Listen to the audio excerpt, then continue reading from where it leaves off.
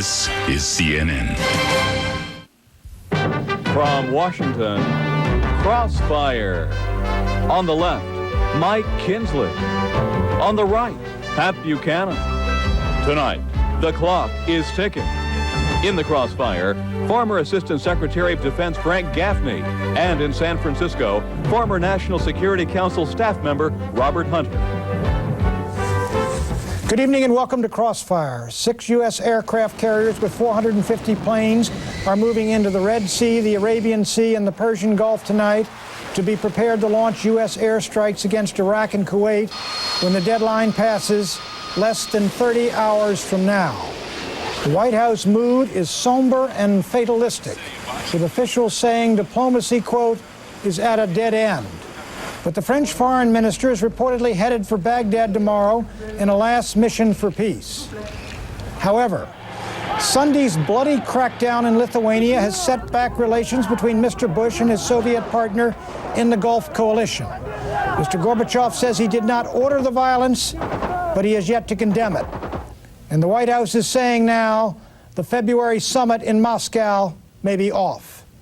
Is America on the eve of both a hot war in the Gulf and a new Cold War with the Soviet Union? Michael? Frank Gaffney, would the Soviets be cracking down on Lithuania today if the world and the United States in particular weren't distracted by this war you're so eager to have in Iraq? I don't think so. I think that they have been quite adept in the past at exploiting opportunities like this. They understand, in fact, I think there's reason to believe that they were in on the ground floor of this invasion by the Iraqis, their clients after all, and may well have at least calculated that they could benefit from it, if not helped execute. Of course, what they're benefiting from is not the invasion of Iraq, invasion of Kuwait. What they're benefiting from is the potential war by the United States and the Allies against Iraq. Well, actually, before that, they have been benefiting handsomely from the increases in the price of oil.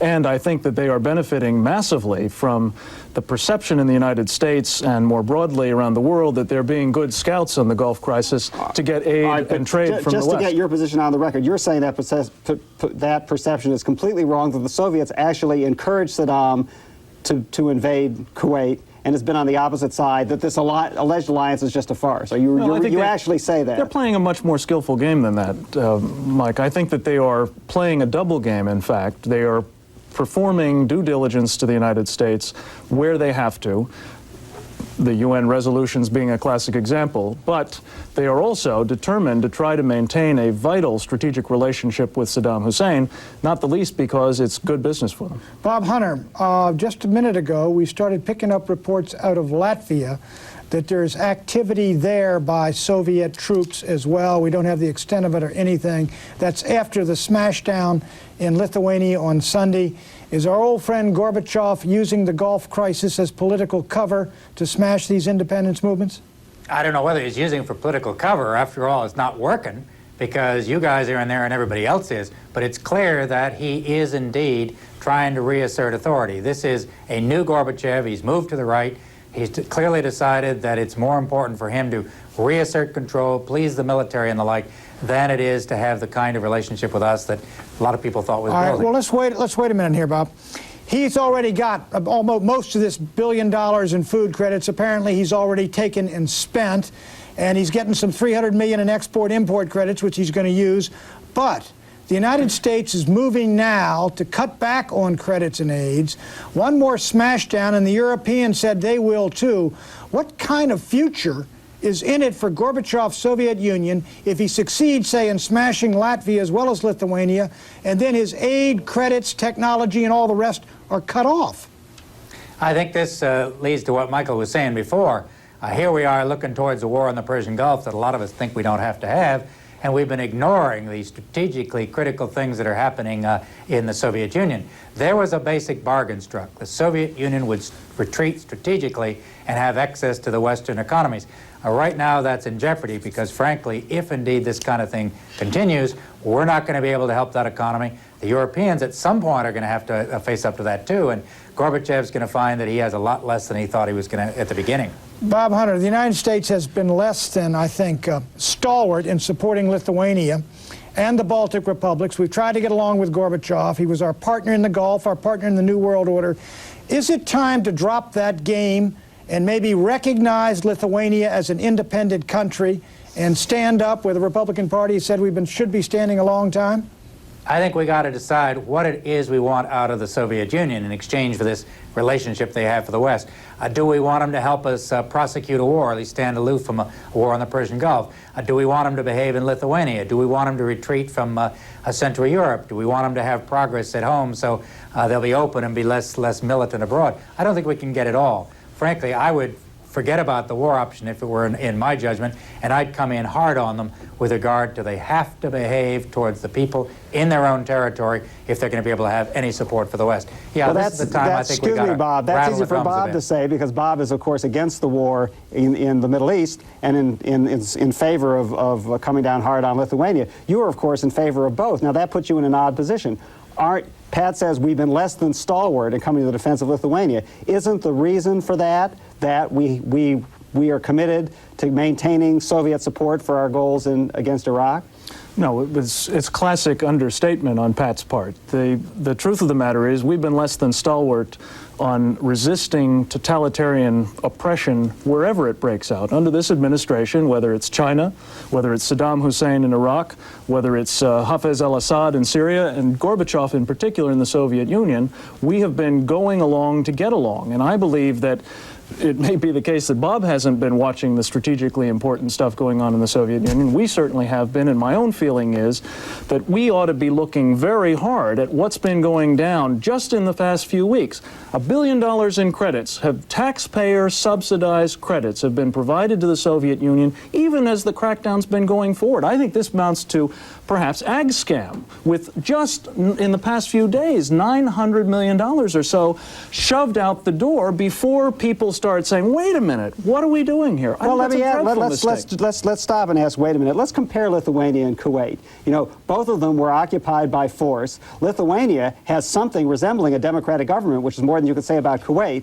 Why is it that even you, as hard as you are against Lithuania, really are eager to go to war to defend Kuwait? And I don't hear you saying, let's go to, even Frank Aveney saying, let's go to war to defend Lithuania. Isn't there a misplaced priority here somewhere? Well, I think what's misplaced is your characterization of my perception of the problem. You are prepared to go to war to free Lithuania. Absolutely not. I'm saying that we should use all of the leverage that we have, which we have not begun to tap, to try to reward and give incentives to the Soviet Union for letting countries that they have expropriated, like Lithuania, just as Saddam Hussein has. Let me add a word there. Go ahead, Bob. Where that's not going to work, we ought to go to war against the types like Saddam Hussein. Let me add a word.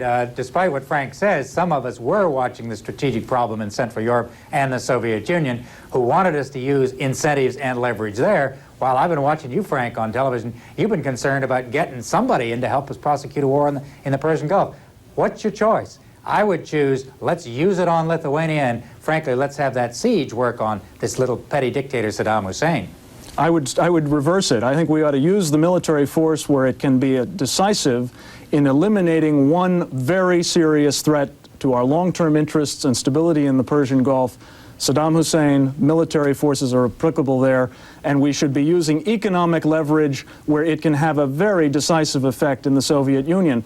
And I think that, you know, the truth of the matter is that's an area where we have great advantage. Excuse me, Frank, we can squeeze to death the Soviet Union with 280 million, but it won't work against Iraq, which has 17 million, a landlocked little country which can't get a boat out? I'm not suggesting we can squeeze it to death. I think what we can do is what we have not done to this point, Pat, which is, as I think you would agree, tell Mikhail Gorbachev that if he proceeds down the path of repression, as opposed to the reform that Michael and Bob and others have suggested he's pursuing, that there are going to be costs. That is an approach that I think will pay dividends in the Soviet Union, but because Pat's point is not about the Soviet Union. Pat's point is about Kuwait. Why not do it on a country like Kuwait? We can squeeze the mighty Soviet Union. We can squeeze this guy, because he can't get a boatload of oil in or out of that place. Because in the final analysis, Pat, as I've said before on this show, and you and I disagree about, I don't think economic sanctions will make a gnat's of difference to the likes of Saddam Hussein. I think they can have an effect on the people of the Soviet Union, and in particular a leadership that wants to be well thought of in the world, which is simply not Saddam Hussein's concern. Okay, we have to take a break. When we come back, we're going to talk about Saddam Hussein, George Bush, and when the shooting might start.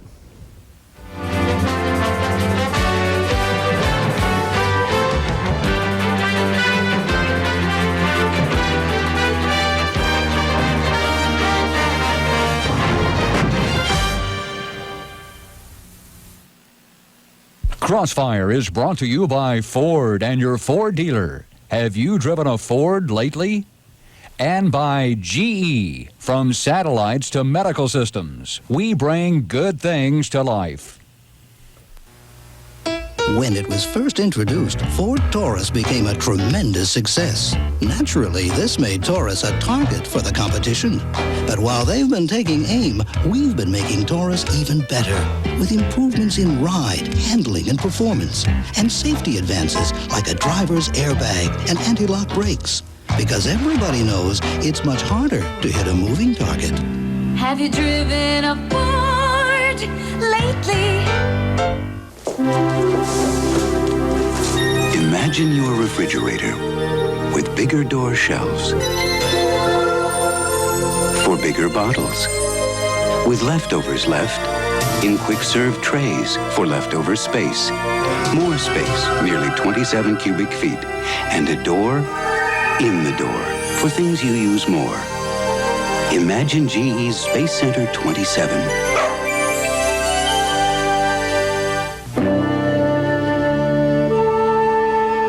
Those who think only short-term may take a bearish view of the times ahead. But those with a long-term perspective will see the future as a whole different animal. At Merrill Lynch, our insight and understanding can lead you to the opportunities that lie ahead. Merrill Lynch, we're bullish on the future. The blunt-talking Vietnam War hero whose unconventional style has vaulted him into the Senate, Bob Kerrey, tells why no American life should be sacrificed in the Persian Gulf. Meet him tonight on Larry King Live, 9 Eastern on CNN.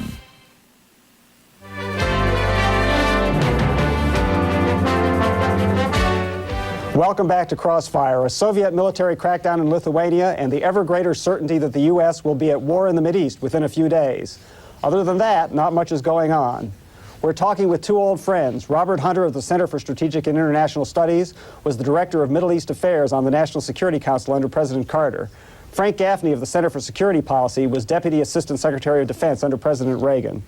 Now, Frank, the deal that the French seem to be working on is what we've been hearing, another version of what we've been hearing for the past few days.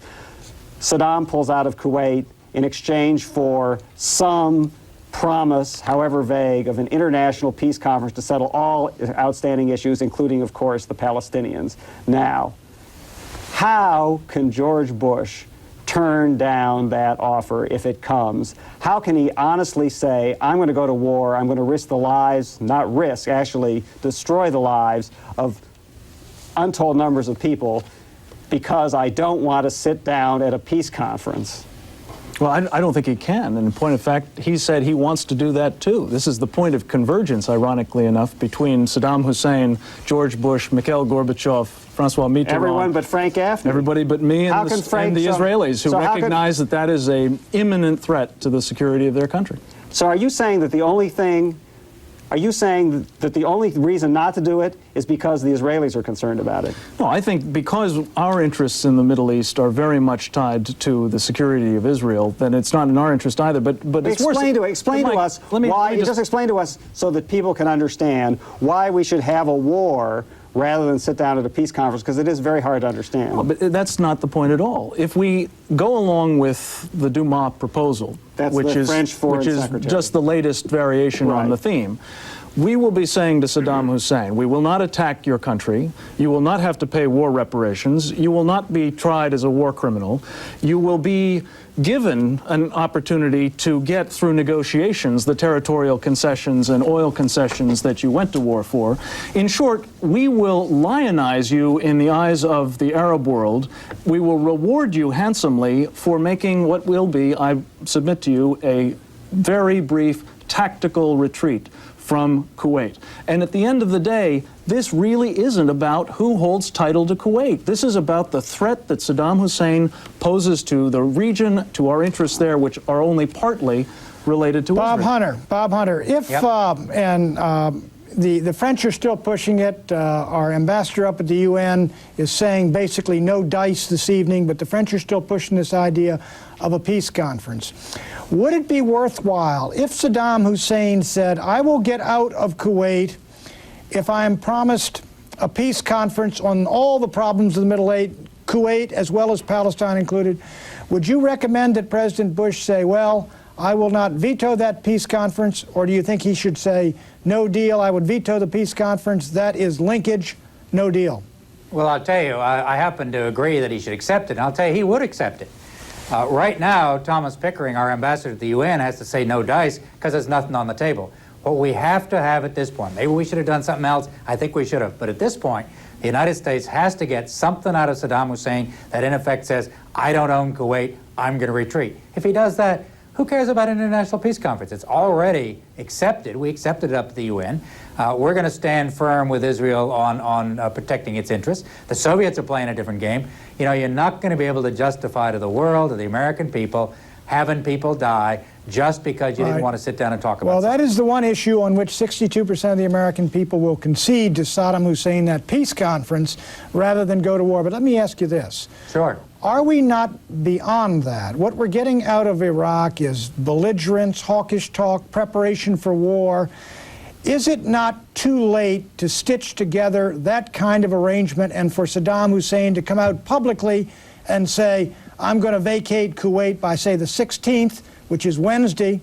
Don't you think we're really we're really headed down the track to war?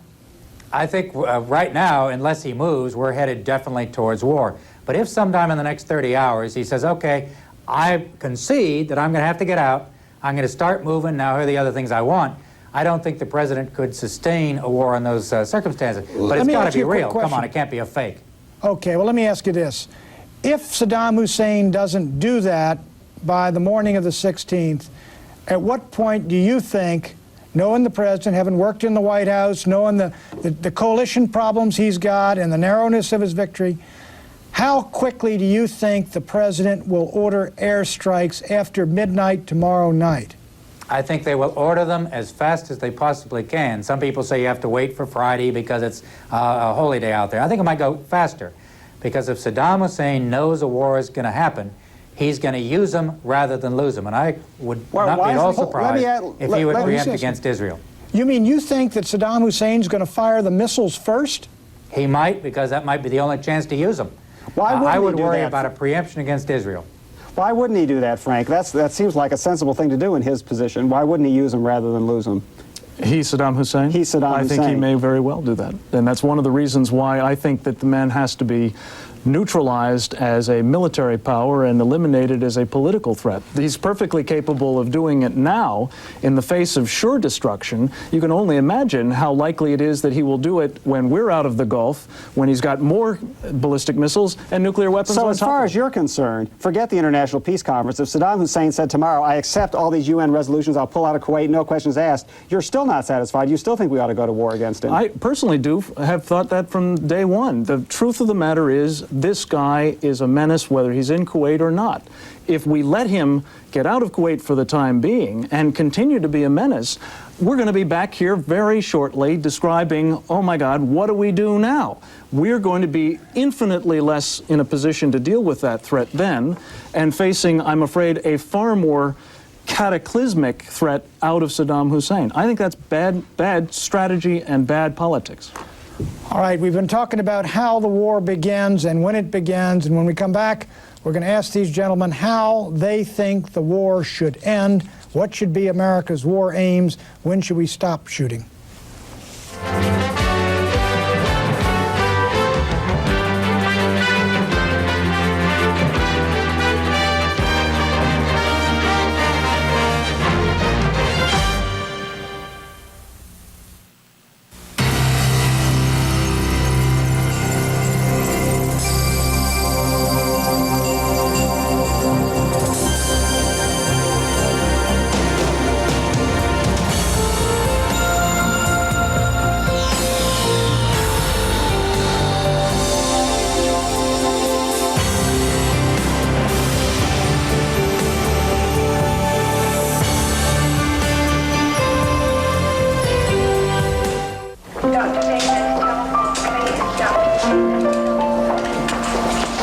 going to be scary?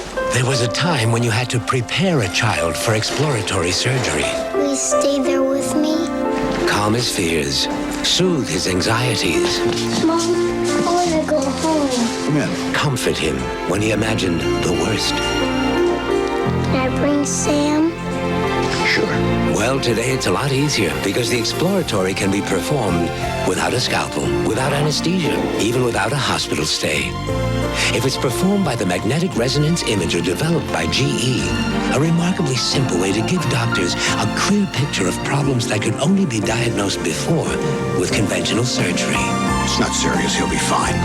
Ready to go home? The MR imager from GE. It makes looking inside the human body easier for everyone. See, Sam, that wasn't so bad. GE, we bring good things to life.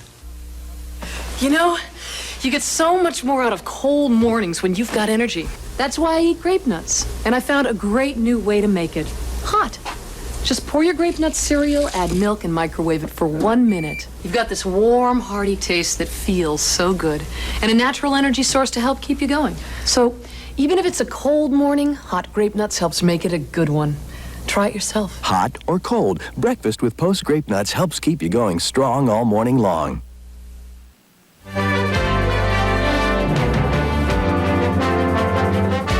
Robert Hunter, if the shooting starts, doesn't Gorbachev become irrelevant then? And when, in your judgment, if the air war starts and has been prosecuted for a week or 10 days, should we stop then and pause before going into a bloodbath in Iraq or Kuwait? Well, trying to get into the tactics is really beyond us at 10,000 miles distance. Clearly, from what we're told by the military, you do start by using America's best asset, which is air power. We have to recognize that this other guy does have 600,000 troops there, and they have a lot of things they can throw at us. So yeah, I'd use air power as long as I possibly could before moving into something else. Quickly, what should be America's war aims? I mean, let me give you an example. Suppose after 10 days, we've smashed this guy's military machine, his tanks, and he's got no supplies coming in, and his ballistic missiles, and his Air Force, and the rest of it.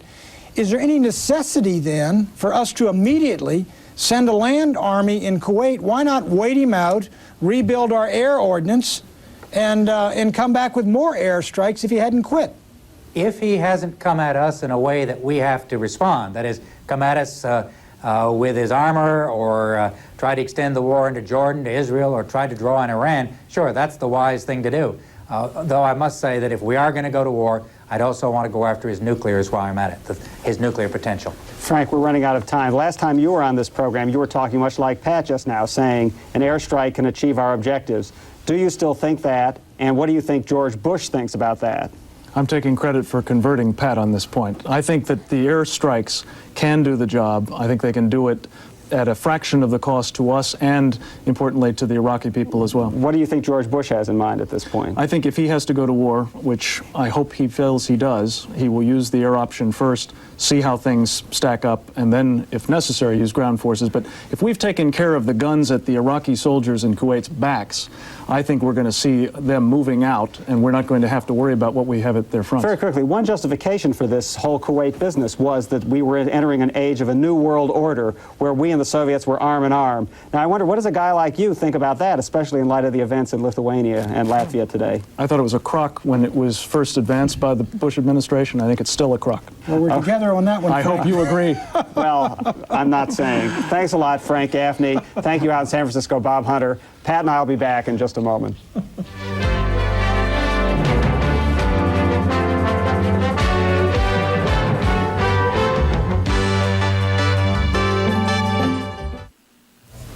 I'm David French. Ahead on our nightly special report, Crisis in the Gulf. The White House holds its plans close to the vest amid little optimism for a diplomatic settlement. Iraq's National Assembly rubber-stamps Saddam Hussein's defiant stand, calling for a holy war against the armies amassed against Iraq. Stock, bond, and oil prices all react to war jitters. Join Lou Waters and me at the top of the hour for Crisis in the Gulf. National Bank is closed for the holiday. You have reached Lucci Plumbing.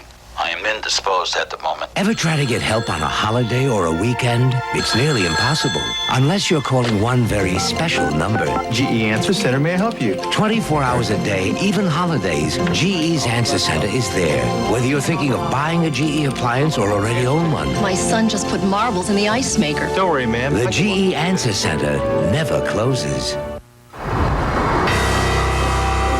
To those import owners who said they would drive an American luxury car when they make one good enough, here's one that's much, much more than good enough. Test drive the 1991 Buick Park Avenue and see how good the great American beauty truly is. Park Avenue from Buick, the new symbol for quality in America and beyond.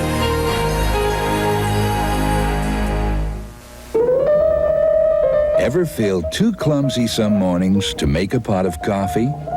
Wake up to Maxwell House filter packs. Coffee blended with Colombian beans. Pre-measured in their own filters. Because better beans do make better coffee. No fumbling, no bumbling. You get a perfect pot every time. Maxwell House filter packs blended with Colombian beans. Because better beans make better coffee.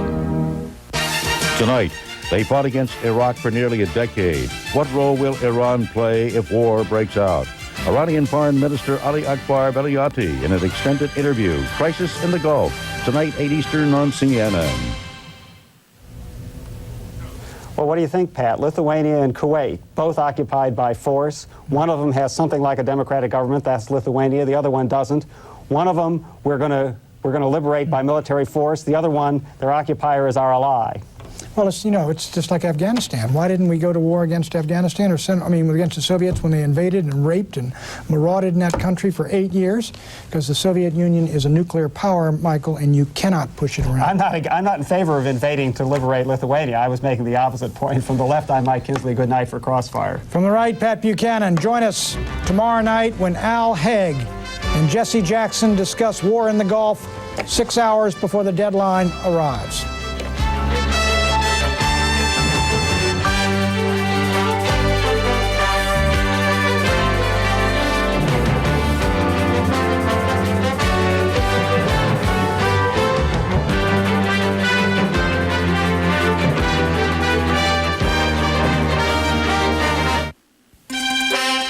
Crisis in the Gulf is next, followed by Larry King Live here on CNN.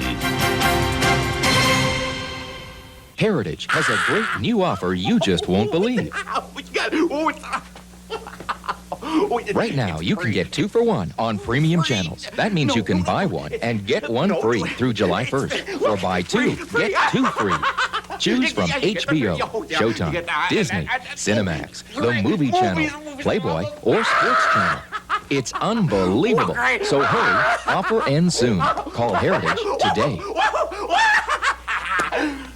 Century has them all. From the ultimate in Chrysler luxury, the Imperial, to the fun in the Sun Alpha Spider. Century has them all at super discount. Chrysler Fifth Avenue, New Yorker, Imperial, LeBaron Convertible, Maserati TC, Alfa Romeo 164, and Spider. Century has them all at an exclusive Davidson $1,500 to $5,000 discount plus 0 down delivers. And you'll add even more savings with factory rebates to $2,000. Jerry Davison, Century, Stevens Creek at Kiley and San Jose, the Century Advantage. Comfort Zone clearance on now. Home accessories at or below cost till sold out. Durable bunks $258 till sold out. Charming solid wood bookcase waterbed $238 queen with matching dresser and mirror $588. Stylish oak headboard with nightstands and platform frame $488. Contemporary oak pier wall. Stunning 5-piece system with cedar-lined drawers only $888. Mattresses from $48 each piece. No money down, no payment or interest till April. Comfort Zone, San Jose, Sunnyvale, Fremont. Comfort Zone clearance sale. Don't miss it. Reasons to do business with Wolf Computer, starting with the Hewlett-Packard Vector PC family. HP offers the widest selection of fast, reliable, and expandable high-performance personal computers and printers to meet the demands of your most complex business and technical environments. Our dedication to excellence in service, personalized training, technical support, and competitive prices are convincing reasons to choose Wolf. You have my commitment. Wolf Computer, downtown Los Gatos.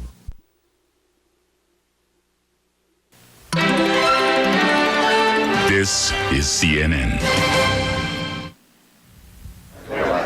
President Bush confers with congressional leaders on the day before the UN deadline for Iraq to get out of Kuwait.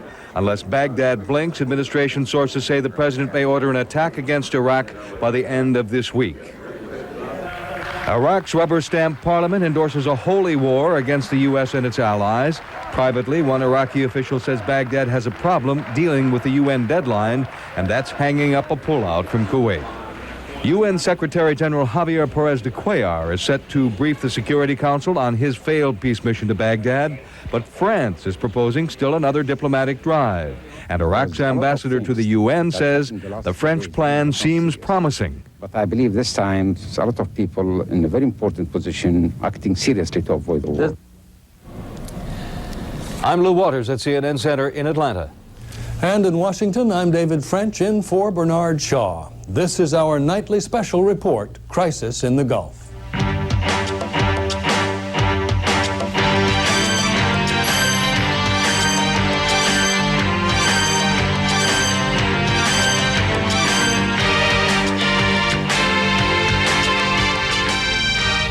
In the Persian Gulf region, it already is January 15th, hours to go before the United Nations deadline for Iraq to withdraw from Kuwait or be forced militarily.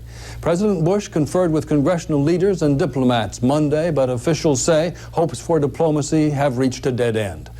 Our senior White House correspondent Charles Bierbauer reports the president is being tight-lipped about the next move. Administration sources say President Bush could give the attack order by the end of the week. The president is not talking, and the decision process includes no more than a handful of top administration officials. According to one source, congressional leaders are likely to learn of action as it happens, not before. At the White House, they got a briefing on Secretary of State Baker's travels, which wound up earlier in the day in Ottawa. I am very satisfied that the coalition is fully prepared politically, economically, and militarily to deal with possible alternatives as we approach midnight January 15th. The good news, if one can say there's any good news at a time like this, was that the coalition is strong. There is little optimism for any last-minute diplomatic effort, though one official notes the start of war does not mean the end of diplomacy. U.S. officials are wary that Saddam Hussein may even launch an attack before the Tuesday midnight deadline, assuming he must use his missiles or lose them. They see Saddam Hussein as prepared to suffer heavy U.S. airstrikes, at least for a while. I did ask the president specifically to state to us his intention as of now, and he responded that he hasn't changed his view, that force may well have to be used if he has not withdrawn by the deadline. And all it takes is a signal from Saddam Hussein. He started it, he can start to end it, but it's got to come fairly soon. The members of Congress said they could not know if this was their last briefing before hostilities. Meanwhile, Iraq's voice in Washington will go silent. Ambassador Mohammed al-Mashhad announced he has been recalled to Baghdad. The last U.S. diplomats left Baghdad over the weekend. The embassy chargé, Joe Wilson, just back from Iraq, briefed the president. Japanese Foreign Minister Nakayama was another Oval Office visitor. Bush urged the Japanese to provide maximum cooperation in the Gulf. The Japanese have made a financial but no military commitment to the alliance against Iraq. As time for a decision drew short, one official described a stillness at the White House. Beyond the White House fence, there are small but increasing numbers of demonstrators urging the president not to go to war. From here, though, war seems increasingly likely. President Bush today signed the congressional resolution passed over the weekend, which authorizes him to use force after the 15th. And the president has repeatedly said, better sooner than later. David? Charles, you mentioned that growing sense of stillness. What else strikes you tonight about the atmosphere? Well, it's curious because several people that I talked with today, White House officials, made the same comment, that they sensed that there was a quiet, there was a stillness was the word used repeatedly, a sense of somberness about this White House, confronting the situation that may be upon us all too soon after the deadline at midnight tomorrow night. This is something something that is being taken very seriously. People say that there's not much frivolity, not much joking going on the back corridors at the White House, David. Thank you very much, Charles. Lou. The January 15th UN deadline was envisioned as a way to convince Saddam Hussein that he must get out of Kuwait or face potentially devastating consequences. But an Iraqi government official suggests the deadline actually is hanging up an Iraqi withdrawal. CNN's Bernard Shaw joins us now on the line from Baghdad with more on what that Iraqi official had to say today. Bernie. Lou, comments by an Iraqi government official tonight imply that Baghdad concedes it will eventually have to withdraw troops from Kuwait. The hang-up for the Iraqis seems to be not when, but how, meaning the conditions under which Saddam Hussein's troops would pack up. It is not a question of the timing, said the official, who asked not to be identified.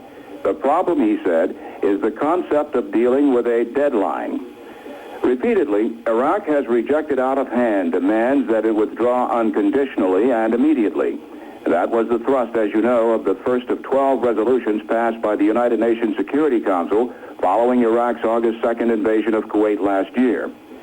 Because the Arab culture underscores saving face, Iraq feels a deadline for withdrawal carries the onus of a command and order. The Iraqi government contends it is being dictated to and is resisting by refusing to obey the United Nations January 15th deadline to withdraw troops from Kuwait. To underscore that point, indications are that Saddam Hussein will let the deadline pass before making any further major statements. Lou? Bernie, Senator Dole said today that all we need now is a signal from Saddam Hussein, and the sooner the better. Can this statement today be construed as any kind of a signal from Saddam, and what's the diplomatic implications of this? Lou, I think it can be construed as both a signal and a reaffirmation. This government official knew what he was saying, and he knew to whom he was saying, meaning CNN. The Iraqis seem to be saying, we will go, but we must go with honor. You'll recall that Iraq has said all along that Iraq has to have a victory. Both sides must emerge from this crisis able to claim a victory. And Bernie, we have just heard from Charles Bierbauer that it's a solemn atmosphere at the White House tonight. What's the mood in Baghdad? In this capital, Lou, generally the people are much more pessimistic since the Baker Aziz Geneva meeting. I would say that people are brooding in Baghdad. One official told me, I don't have any feel. Sometimes one feels like one is in a fiction movie rather than real life. There are other signs of tenseness and preparation. We reported to you earlier and yesterday about the armed civilian militias, and the Ministry of Information told us today that all males 15 and over are being issued light weapons, including Kalashnikov machine guns. Later this morning, 10 to 11 o'clock Baghdad time, there's going to be major demonstrations throughout Iraq called by unions and students, but the government says emphatically right now there are no plans to immediately evacuate Baghdad. All right, Bernie, we'll be checking with you. That's Bernard Shaw, my colleague on assignment in Baghdad tonight. David? Lou, this is just in from the wire service Agence France Presse. Two top leaders of the Palestine Liberation Organization, Salah Khalaf, known as Abu Iyad, and Hael Abdelhamid, also known as Abu al-Hol, were assassinated in Tunis on Monday night. The PLO headquarters said that there. And a bodyguard of Abu Iyad also was killed. France is about to present an 11th hour peace initiative to head off war in the Gulf. It will be explained to the United Nations Security Council in about 2 more hours. Germany reportedly has signed on, but the United States apparently has already rejected the plan. CNN's UN correspondent Jeannie Mose is standing by now in New York. Jeannie, good evening. Good evening, David. What we have here at the UN, what we've had all day, are various peace initiatives being floated And at this point, at least from the U.S. point of view, all of them seem to be dead or at least dying at this point, again, from the U.S. point of view, though we understand that the 5 permanent members of the UN Security Council, that would be the U.S., Britain, France, the Soviet Union, and China, we understand the 5 permanent members are meeting now outside the UN, a private meeting, perhaps to discuss the French proposal, which was a major proposal today. In any case, the day began here at the UN with an exhausted Secretary General coming back from Baghdad, arriving back in New York. The Secretary General called his talks with Saddam Hussein polite but unsuccessful. That was the bottom line, unsuccessful. Now, in less than 2 hours from now, the Secretary General will be briefing the Council members on those talks. But from the minute the Secretary General returned with what seemed to have been a doomed mission, new peace initiatives seemed to be cropping up here at the UN. There were a couple Arab initiatives, one from Yemen, one from Tunisia, and then this French initiative that I've referred to. And the major points in this French initiative are this. Iraq would pull out of Kuwait, and then the other main idea is that the Security Council would call for an international peace conference to settle the Arab-Israeli conflict. At one point, the French were even talking about putting a date for an international peace conference by the end of 1991. Now, eventually, they dropped the idea of a date. This is something that the U.S. did not want at all, but in any case, the French idea still appears to be unacceptable to the United States. View of the United States, there's no mention of the date of the 15th, as I understand it. There is the introduction of a conference on the Arab-Israeli situation as a kind of quid pro quo. There's no clear statement about withdrawal. There are a lot of difficulties with what we have seen, and as a result, the United States, I have instructions not to support such an initiative. Now, despite what the U.S. ambassador said there, the French say they're continuing to promote their initiative at this point, and as we mentioned earlier, the 5 permanent members of the Security Council, we believe, are meeting privately outside the UN building to discuss this initiative. There was talk earlier on that the French Foreign Minister, Dumas, would perhaps fly to Baghdad to discuss all of this with Saddam Hussein. At this point, it's not at all clear if he will go, although it seems to be less likely now. We still don't know what's going to happen there. And we expect here at the UN to hear more peace plans cropping up as the hours towards the deadline grow shorter and as diplomats become more desperate here. I'm Jeannie Most reporting live from the United Nations. Jeannie, one question. While the French apparently didn't cook that up to please the American palate, how are the Iraqis doing with it? Well, it was interesting. Earlier in the day, the Iraqi ambassador was somewhat positive about it. He was actually fairly positive about it. He was saying things like, well, serious people are now making serious proposals. He was saying the French are more suited than other Security Council members to get involved. They're more sympathetic. But this was at the point when, as we understand it, at least we believe, there was a date attached to this Mideast Peace Conference before the end of 1991. Now, we really don't know. We understand that date has been dropped. We do not know really how the Iraqis feel about it now, although initially they were somewhat positive about the French initiative that the U.S. doesn't seem to like at all. Jeannie Most, thank you. Live at the UN with more still to come tonight from there. Lou. On his way back from Baghdad, the Secretary General met in Paris with several European leaders and told them the European community would probably be wasting its time if it sent a last-minute delegation to Baghdad.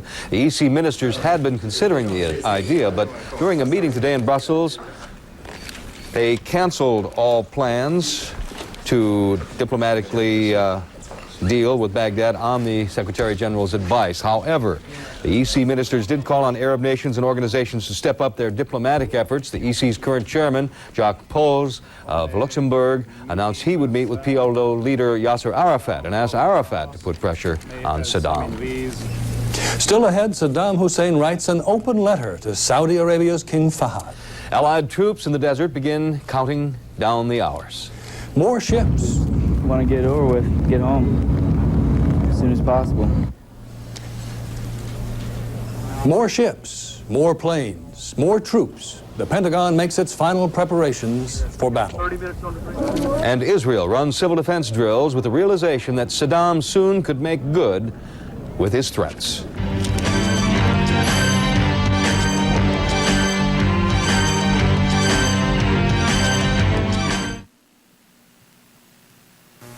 Today, 2 million business people will go out of town.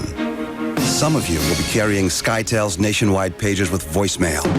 You'll get information sooner and close deals faster. And the rest of you,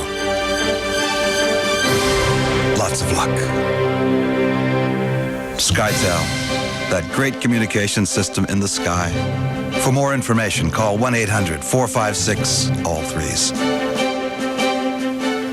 If I buy an extended Safari XT from GMC Truck, can I take it to work every day? Definitely. What about my carpool? Absolutely. Can we take it on vacation? Of course. With all of our luggage? All of it. Will it tow our boat? Certainly. It's a big boat. Safari XT can tow up to 6,000 pounds. Wow. But can I afford one? Sure. Call 1-800-TRY-GMC1 for your nearest dealer. GMC Truck. It's not just a truck anymore. It's quality on the road. You see, I figured it was another tie. But when I open the box, I see this thing that looks like a baby typewriter. So I asked, what is it? She says it's a Brother P-Touch. She says it's a new electronic labeling system that makes adhesive labels in 5 sizes, 4 styles, and lots of colors. First, I labeled file folders, computer disks, my videotapes, the cat. You gotta help me with this problem. What problem?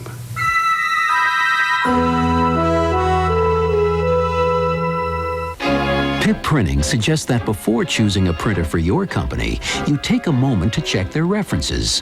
These are just a few of ours. Pip Printing. Give us a call. We'll show you why we're the biggest business printer in the world. The blunt-talking Vietnam War hero whose unconventional style has vaulted him into the Senate, Bob Kerrey, tells why no American life should be sacrificed in the Persian Gulf. Meet him tonight on Larry King Live, 9 Eastern on CNN.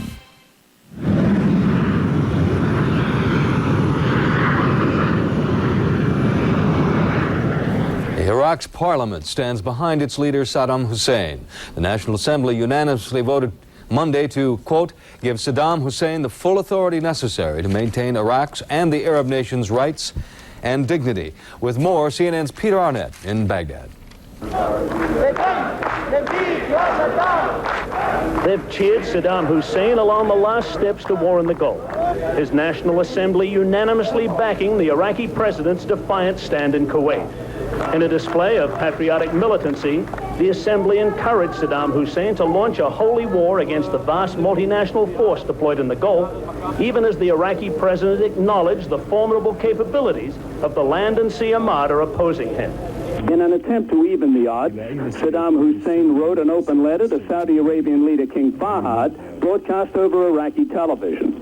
It demanded that he remove the multinational forces from Saudi Arabia because their presence amounted to a declaration of war. Saddam Hussein wrote that if King Fahd doubted his promises of peace, he could bring in as many Arab armies as he wished for his protection. In the streets of Baghdad on the eve of the UN ultimatum's expiration, the mood was somber. Senior government officials dealing with reporters are reflecting a purposeful resignation for war.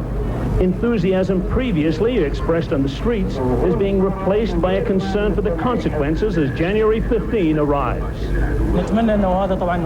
We hope that this thing will not take place because this means civilians and cities will be exposed to bombing.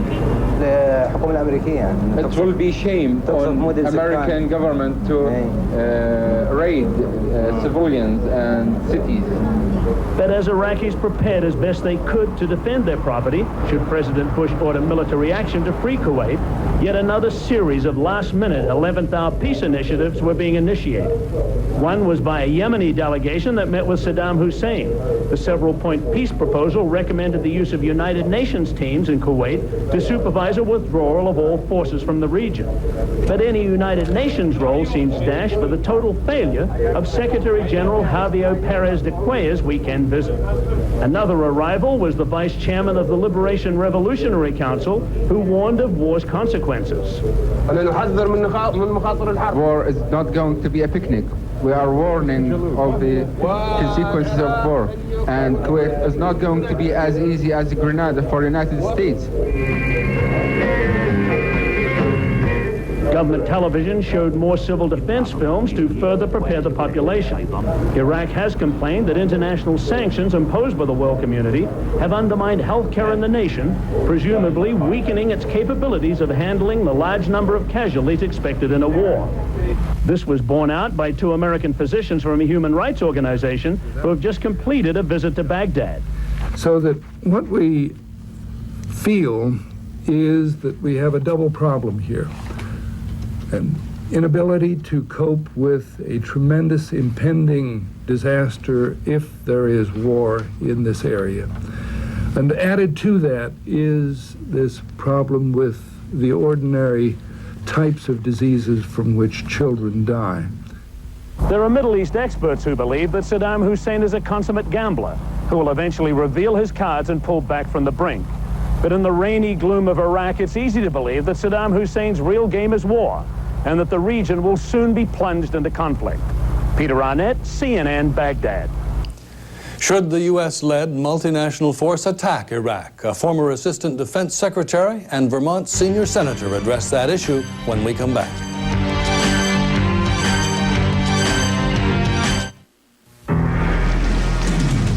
Mike Battaglia is a soldier of the streets. Brutal. Respected. You find Mike Battaglia before they lay a hit on him, and when you find him, you treat him as a man of respect. In his world, power is the final reward. Tell me you don't want it. You don't know what you're asking. Mikey? Charlie, I don't know. I did it. Between a man and his woman. What is it with me? I can't stop shaking. It's done. They got him crowned already. Between a man and his army. There's a war going on here! Battaglia is mine. Lies a war of deceit. No! I'm gonna make them regret the day they were born! Your luck's run out, Mikey. John Turturro, Catherine Borowitz, Dennis Farina, Peter Boyle, and also starring Rod Steiger. Men of Respect, a William Wiley film rated R. Starts Friday at select theaters. I could take a taxi. No, don't worry, Dad. I'll drive you. Total safety? I suppose we could all stay home or ride around in M1 tanks, but we're working on practical solutions. Honey, we're never gonna make it. Dad will make it. Analog brakes, standard equipment on more and more of our cars. Rain or snow, you can come to a nice clean stop. You build someone a safer car, you get yourself a good night's sleep. Well, we made it. Do it all the time.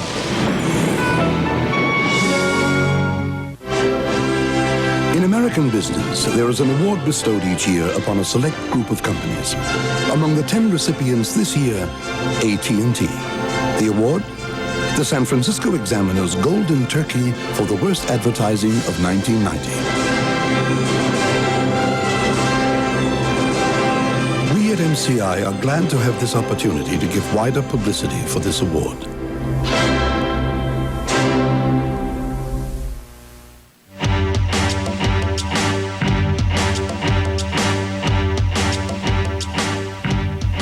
The big question, should the multinational force attack Iraq to force it out of Kuwait?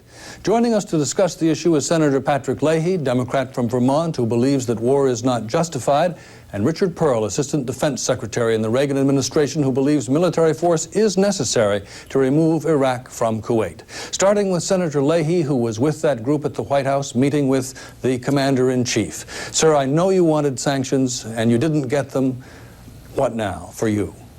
Well, I would have liked to have seen us agree to go with the sanctions longer and use war as a last resort, but the Congress, following the Constitution, voted the other way. We voted in effect to give a declaration of war, and the President has made it very clear that some 30 hours from now, unless there's been an amazing change on the part of Iraq, he feels free to, in his capacity as Commander-in-Chief, to use force to carry out the UN resolutions.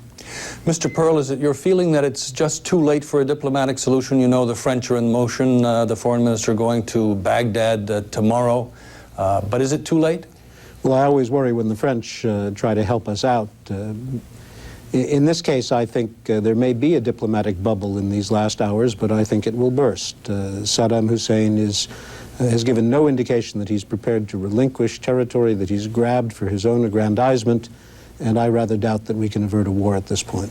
How much time should President Bush give after the deadline passes? Senator, and then Mr. Pearl. Well, I think he's made it very clear, and to be credible, I'm sure he'll stick with that he allows no time after that. I mean, there would, once the deadline is passed, the option is up to the president, and he has to make the determination when he wants to use force. So I think that after the efforts of Perez de Cuellar and all the others, I just can't imagine that Iraq is going to be able to change course so radically between now and then that they're going to avert war.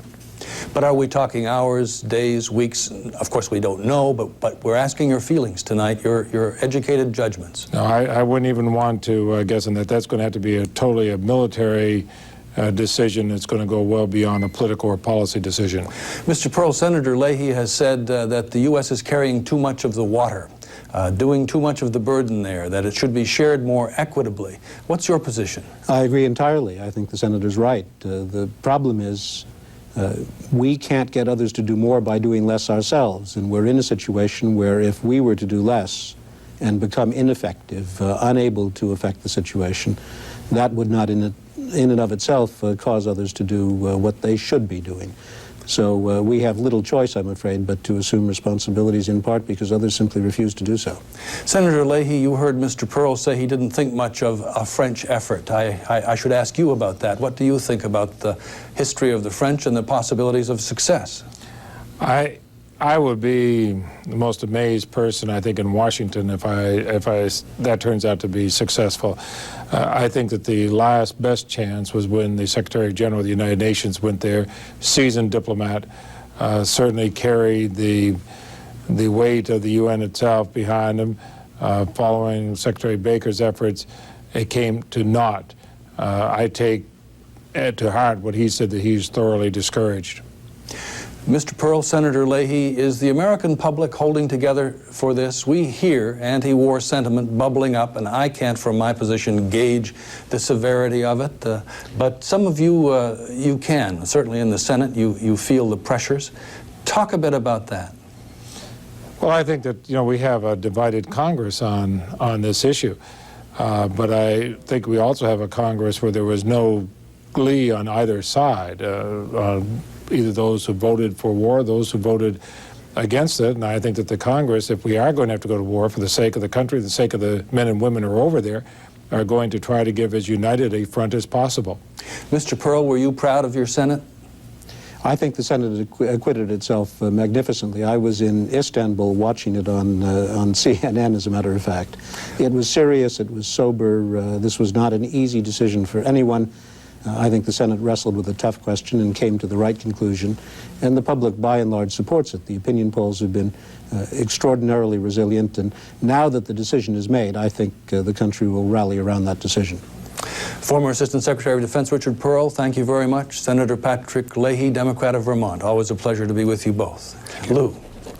Israel has put its armed forces on highest alert since the start of the Gulf crisis, and according to an Israeli news report, Washington has promised that Iraqi missiles aimed at Israel would be among the first targets of a U.S. attack.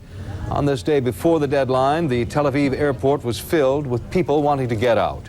More than a dozen airlines have suspended flights into Israel. A charter flight took some U.S. embassy staff and other U.S. citizens out. Israelis and Palestinians alike are preparing for the possibility of a chemical weapons attack from Iraq. The Israeli Supreme Court today ordered the army to begin distributing free gas masks to Palestinians in the occupied territories. The Israeli army responded that it doesn't have enough masks to go around.